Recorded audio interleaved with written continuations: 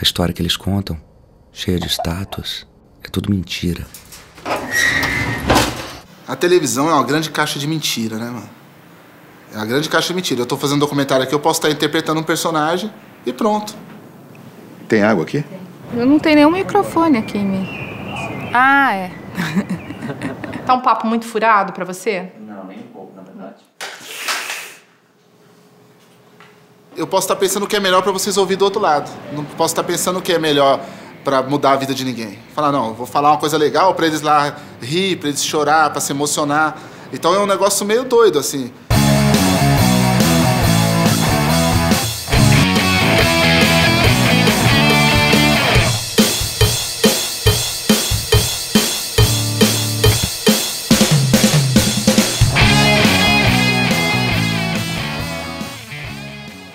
Eu vivo de um lado da cidade, cara, que você tá no ônibus e a mulher tá falando, nossa, é revoltante.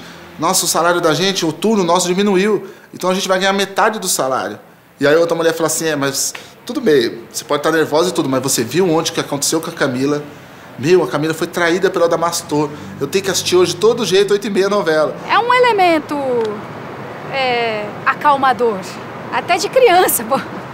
Você bota as crianças pra assistir televisão e elas ficam quietinhas, né? Tem comercial de carro prometendo isso. Bota lá uma telinha, né? Um DVD no carro e as crianças ficam quietinhas no banco de trás. Sem o DVD elas se matam. Então acaba sendo um elemento acomodador porque te distrai. Por mais que você esteja revoltado, quantos amigos meus revoltados falavam, ah, Fé, você tá falando e tudo? Beleza, mano, seus textos é muito louco tudo, mano, mas... Puta, 9 horas eu tenho que ir pra casa assistir o Ratinho. O Ratinho é foda, desce o pau. Então ele desce o pau e no outro dia você não precisa falar nada. Você pega o mesmo ônibus lotado, você vai se sujeitar ao mesmo patrão, sabe? Você vai fritar filé mignon pro boy, chegar em casa você não tem ovo pra comer. Né? Você vai cuidar da segurança de um playboyzinho de 10 anos, chega em casa, seu filho apanhou na rua, entendeu? Seu filho foi pego fumando maconha porque você não pôde acompanhar seu filho, tá acompanhando o filho de outro. Não é só um plano maquiavélico da televisão para nos pacificar. Mas mesmo sem querer, funciona como tal.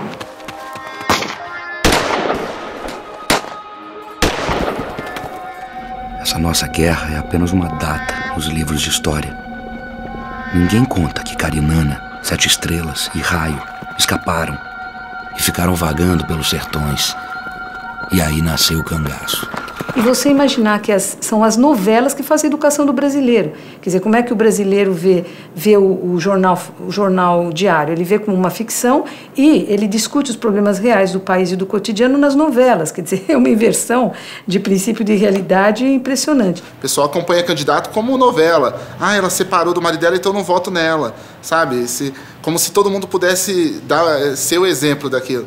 Né, do final feliz da novela. Muita gente fala assim, não, né, que as pessoas estão alienadas, né, que isso é um indício de alienação. Eu não sei se é de alienação, porque eu acho que as pessoas diferenciam o que é a novela e o que é o Brasil, mas é como se a novela expressasse o que as pessoas gostariam de ser, ou como o Brasil, como elas gostariam que o Brasil fosse. E como é que a mídia funciona? Quer dizer, ela toma vários elementos dispersos que ela constrói como um todo coerente, mas é totalmente arbitrário, é ficcionado.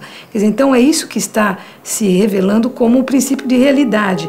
Então aquilo que não está na televisão não está no mundo.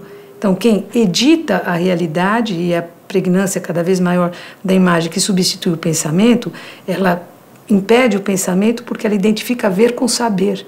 Quer dizer, então tudo aquilo que precisava ser interrogado para entender como é que aquela montagem foi feita, desaparece. Então, só nos vem as coisas como se elas estivessem já organizadas e prontas para o pensamento. Agora, aquilo que levou a que a realidade fosse editada daquela maneira está silenciado. Acho que é o gato. Tô pensando que é a cadeira que tá me mexendo. Acho que é ele, aqui, tá nas flores, ó.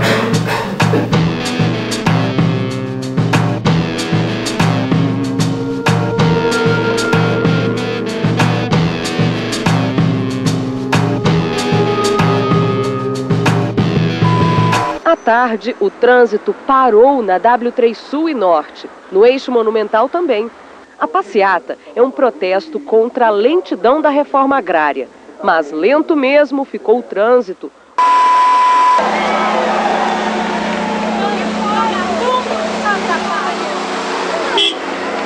Não tem como passar por nenhum dos lados. Aí o pessoal que não trabalha fica aí.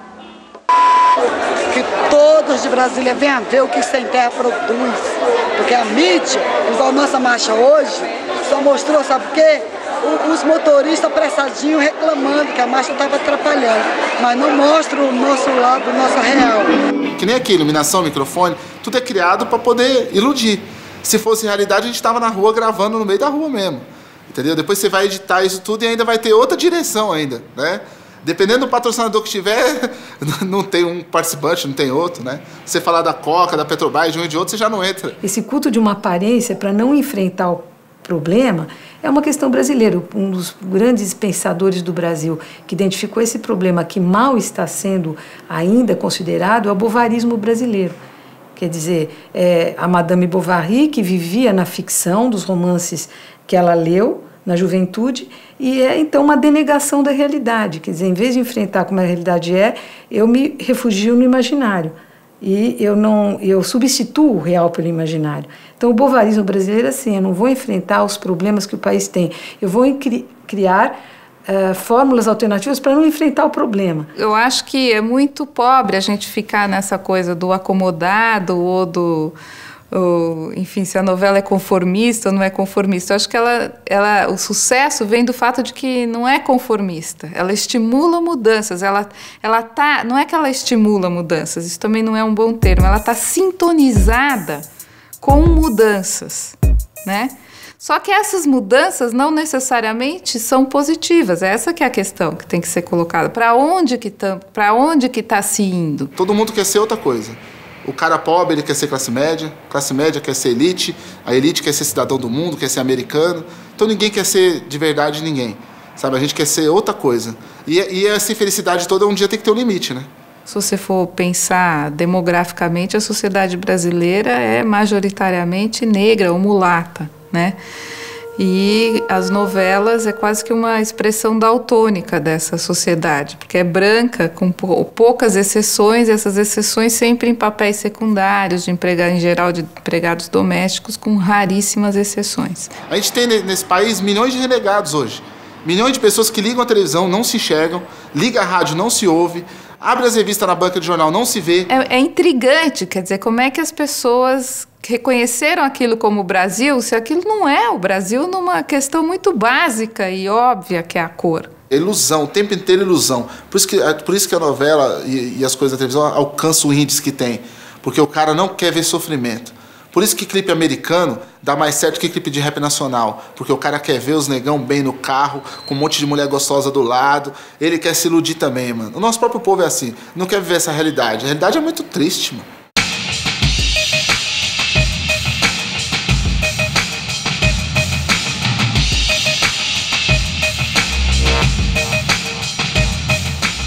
Eu acho que, infelizmente, a gente vive um momento em que há uma mistificação do público, né? Então, a gente tem que fazer o que supostamente atenderia ao público, mas isso é uma suposição, porque esse público não existe enquanto uma pessoa ou uma assembleia de pessoas que possa ser consultada.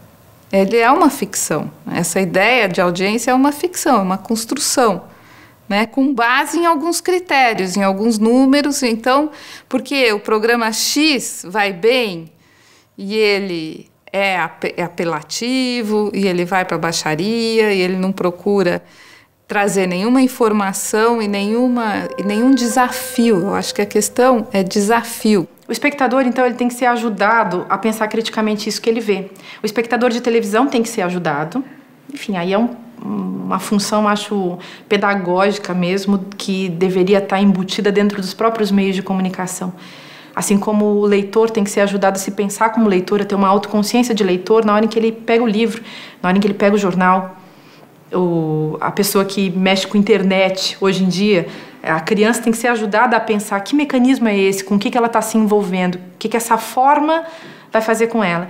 E a gente está num país que as pessoas não são alfabetizadas. As pessoas não sabem ler de verdade.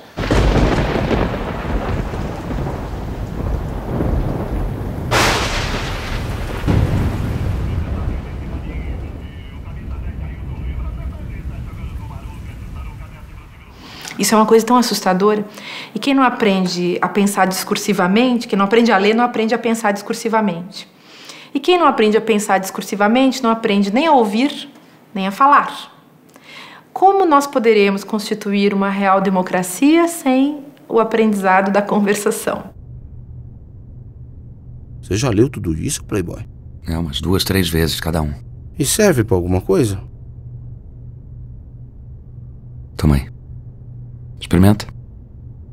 Um dado aqui de São Paulo, se você pegar as pessoas formadas no ensino médio por Universidade de São Paulo, 5% apenas têm conhecimento adequado para ler e escrever. Lamento, eu não consigo ver violência maior do que uma pessoa chegar no final da sua adolescência, quase não saber ler e escrever. Eu não consigo ver quantas violências são maiores do que essa. Mas ninguém se incomoda, ninguém vira mais uma estatística desculpe, não causa comoção, não causa um escândalo, não causa uma indignação nacional.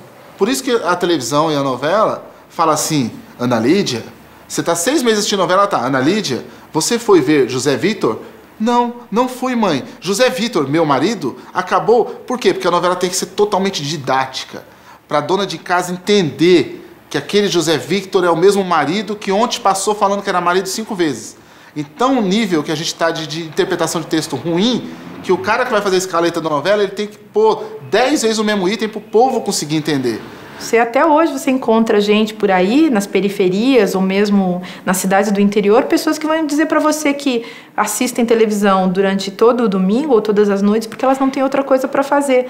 Então a pessoa não consegue pensar que ela poderia ler livros, fazer tricô, cozinhar, sair para andar, olhar para a lua, olhar para as nuvens, observar o movimento das formigas ou para que lado se movem os pássaros. Quer dizer, as pessoas não imaginam que elas possam fazer outra coisa porque a alternativa que lhes é oferecida é essa da televisão, que é uma alternativa entorpecedora. E então é isso que eu falo.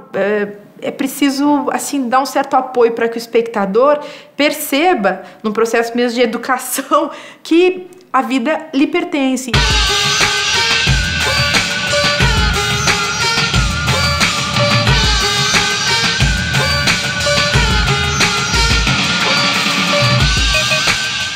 O Brasil hoje passa por um processo que talvez agora sofra um abalo, que é a forma básica de coesão aqui acabou sendo o mercado. E isso não é saudável.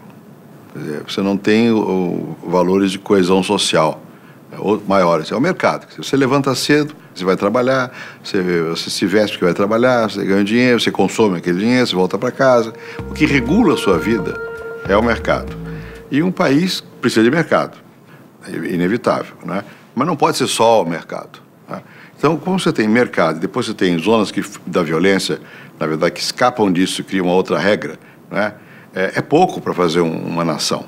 Os meios de comunicação no Brasil têm como objetivo primeiro ter lucro. O principal produto da indústria cultural não é a novela, não é a música que é vendida nos CDs, são os filmes. O principal produto da indústria cultural é o consumidor da cultura. Somos nós como consumidores, que é induzir em cada um de nós o desejo de comprar o último disco da Madonna, o último disco. Inclusive, esse é o maior investimento da indústria cultural. Provavelmente se gasta muito mais na propaganda do disco da Madonna do que no disco da Madonna, na produção do disco. O universo do personagem está acessível ao público nas lojas. O que a indústria produz não é a música da Madonna, é também. A música da Madonna é o suporte de uma atitude de consumo. Eu pegar o meu dinheiro e pingar ali, eu pingar o meu dinheiro no filme de Hollywood, para ver o mesmo filme que se repete a cada ano. É o mesmo filme, né? Hollywood está se especializando em produzir filmes que são idênticos a eles mesmos, só mudam os atores, muda a cor da fotografia, mas a história é sempre a mesma, né? E o consumo anestesia as revoluções, né, mano?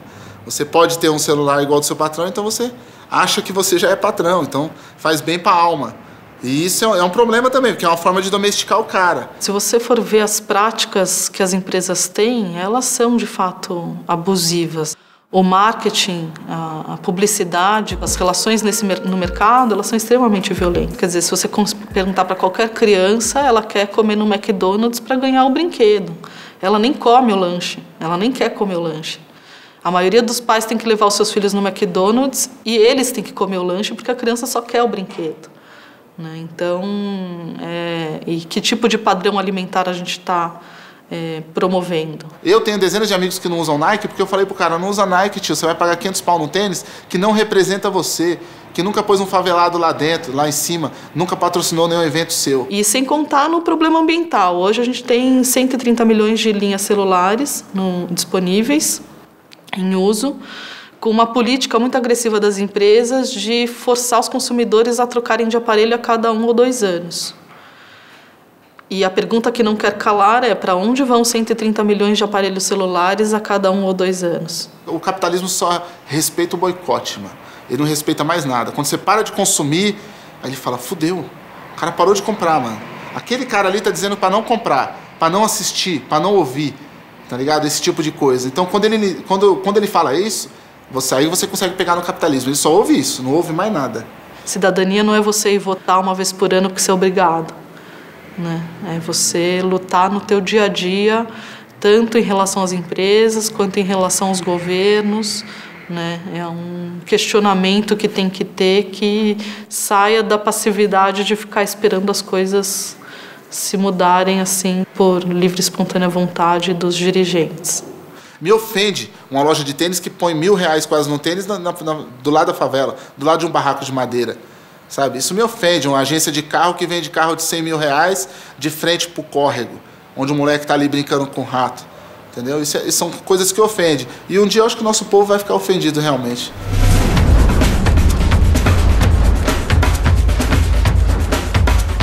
Nesse universo branco da novela, glamuroso, né, ligado a essa ideia de moderno, de consumo, não cabe a pobreza, não cabe a violência social, né? E é a vertente do cinema recente, né, mais conectada a essa questão da desigualdade social, a tematização direta da desigualdade social, que encontra uma repercussão que era a repercussão que a novela costumava ter. Polícia! Desce, desce, desce, desce, desce, põe essa porra no chão, devagarinho. Isso, agora vira pro caminhão. Eu acho que tem uma coisa que eu chamo de narcocultura, que ela vai além do poder paramilitar dos traficantes, da venda de drogas, ela passa por estética, gastronomia, ela passa por geração de renda lícita e ilícita. E Tropa de Elite, Carandiru, Cidade de Deus, Cidade dos Homens, é narcocultura pura, só que lícita. Eles transformaram, né, digamos, um saber, uma vivência da favela num produto comercial, artístico. Mas isso é narcocultura, as expressões coloquiais, o jeito, o andar, o biotipo das pessoas. Qual foi, fiel? Assaltou no asfalto, agora traz a polícia aqui, rapaz. Ai, pra caralho, seu comédia, tu quer morrer? Acho que também ajuda a reforçar bastante o preconceito também. Tu vai morrer, filha da puta! O bandido, né, aparece como bandido, mal, vilão, né, uma coisa que uma personagem que não existia praticamente na cultura brasileira, onde o malandro sempre foi uma figura simpática. Então, ela gera uma polêmica, ela ofende muita gente, quer dizer, porque as pessoas que moram nos lugares, nas periferias, não se reconhecem, e mesmo quem frequenta essas periferias não se reconhece nesses lugares, nessa representação que reduz esses lugares à violência. Ele reconhece a situação, ele dá visibilidade a um universo que era invisível na época da novela, porém, essa visibilidade é perversa porque é na chave da violência. Aí, perdeu tudo no sapatinho, dá o som, a bolsa. Me dá. A bolsa, isso não explana, não. Oi, vamos no carro aí. As pessoas assumem pra si o estereótipo que lhes é atribuído. Então eu já ouvi muitos jovens falando, é muito legal eu fazer esse trabalho aqui com arte, cultura e esporte, que é pra gente não ir pro crime, né? Que é pra gente não ir pro mundo das drogas. Quer dizer, eles já se consideram talhados para o submundo do crime e das drogas. Não, eles têm direito à cultura e ao esporte porque são direitos sociais, direito de cidadania, não como antídoto para o crime e as drogas.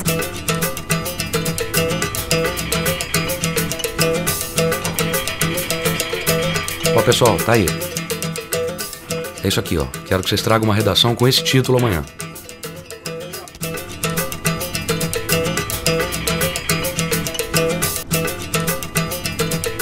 A gente tem muita mania de achar que não é com a gente o problema, sabe?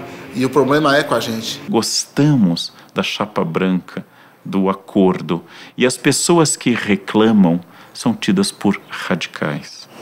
O conformista, ele é expressão de tecnologias de poder, para usar um termo Foucaultiano, que perpassam o corpo de todos nós. A escola, a polícia, o hospital, a televisão, a indústria cultural, que vai nos produzindo não como indivíduos livres, pensantes, mas cada vez mais nos reproduz e nos produz como consumidores, como os ajustados, como trabalhadores, como produtores de um mundo capitalista. Eu tenho medo desses bons cidadãos. Tá cheio de perverso, tá cheio de pedófilo entre os bons cidadãos. Melhor as pessoas darem a cara a bater. A maioria das pessoas é pobre, mora longe, não tem carro e não aparece. Todos nós estamos vivendo o problema, estamos pagando pelo problema e somos o problema. Eu acho que só falta perceber isso. E quando perceber, aí sim pode ter uma mudança séria, assim.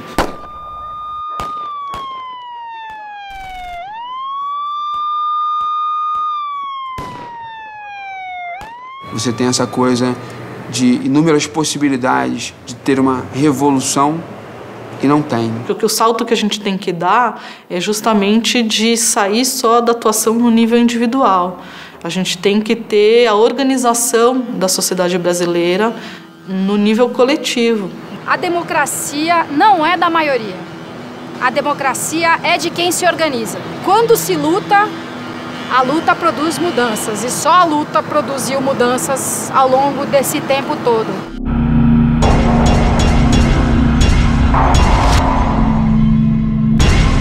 O Brasil tem uma coisa muito louca, assim, qualquer região do Brasil que você for, o cara que fuma baseado, ele trata o baseado com carinho que ele não trata a mulher dele. Ele enrola o baseado, ele passa a língua, ele passa pro outro, o outro passa a língua também, e aqui fica aquela gosma de mão em mão, aí o cara vai acender aqui, não é um ritual. A mulher do cara senta do lado dele, vai falar com ele, dá licença, mano, tô fumando um bagulho aqui.